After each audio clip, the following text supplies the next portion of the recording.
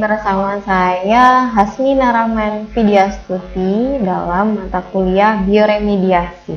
Nah, pada pertemuan hari ini kita akan membicarakan tentang pemanfaatan mikroorganisme hasil rekayasa genetika.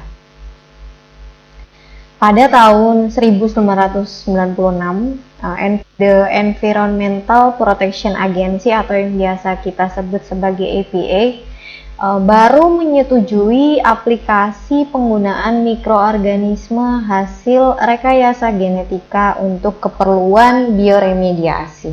Nah, aplikasi ini dilakukan masih pada skala menengah, yaitu di laboratorium nasional di negara lain. Nah, di situ mereka menggunakan galur Pseudomonas fluorescens HK44 yang memiliki kemampuan alami untuk mendegradasi senyawa yang berbahaya di dalam tanah, yaitu senyawa polycyclic aromatic hydrocarbon atau yang biasa kita singkat sebagai PHAS. Nah, Pseudomonas fluorescens ini direkayasa sehingga dia memiliki kemampuan untuk bioluminansi dengan cara dia diaktifkan gen bioluminansinya, yaitu pada gen Lux CDABE pada plasmid tertentu. Jadi menggunakan bantuan plasmid.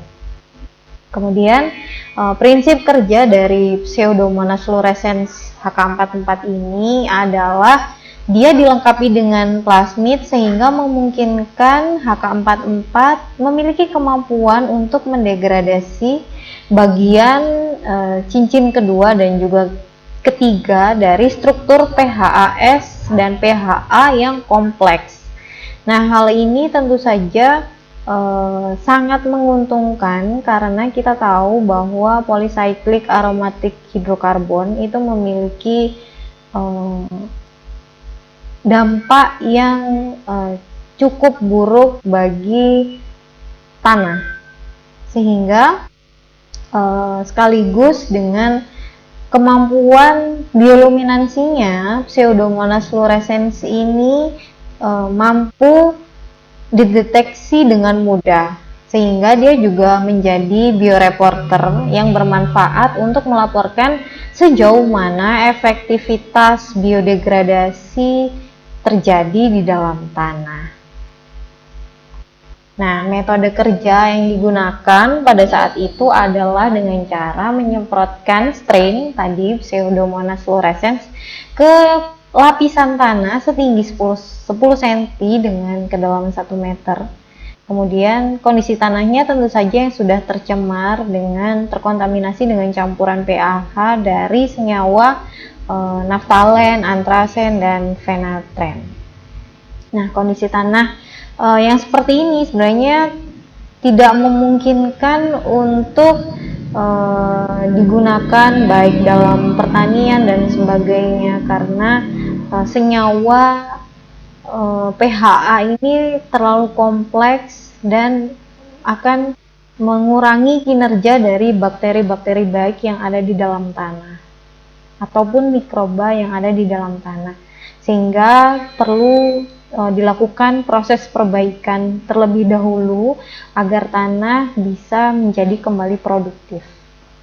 Nah, yang dilakukan adalah dengan cara memantau dengan menggunakan serat optik dan juga tabung fotomultiplier selama 2 tahun pertama. Nah, dari hasil tersebut ternyata menghasilkan kabar yang cukup menggembirakan. Karena apa? Karena kandungan polycyclic aromatic hydrocarbon itu mengalami penurunan karena dia menjadi sumber nutrisi bagi Pseudomonas fluorescens tadi untuk bertahan hidup. Nah, itu tadi hasil di tahun kedua. Kemudian menginjak ke tahun keempat, hasilnya ternyata memberikan dampak yang luar biasa dalam perkembangan penggunaan mikroorganisme hasil dari rekayasa genetika. Karena apa? Karena ternyata walaupun hasil dari rekayasa genetika, tetapi dapat menjadi potensi yang besar untuk kegiatan pemantauan dan juga bioremediasi untuk jangka panjang. Nah, mikroorganisme HK44 ini selama 4 tahun terbukti aktif secara fungsional, melakukan biodegradasi secara in situ dan juga pemulihan dari sampel tanah yang sudah diamati.